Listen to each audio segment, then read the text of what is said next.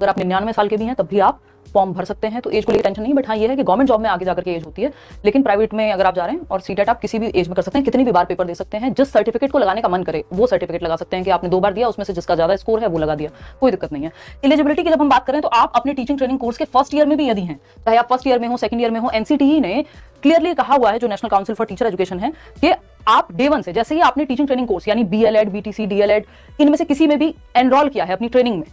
तो डे 1 से आप एलिजिबल हैं सीटेट देने के लिए। ऐसा नहीं है कि सेकंड ईयर में ही जाकर के या फाइनल ईयर में आप दे पाएंगे, ऐसा कुछ भी नहीं है। अगर आपको फॉर्म भरते समय ऑप्शन ना भी मिले तब भी आप अपीयरिंग वाला ऑप्शन मार्क कर दीजिएगा, वैलिड होता है। सिलेबस में चेंज कुछ नहीं है,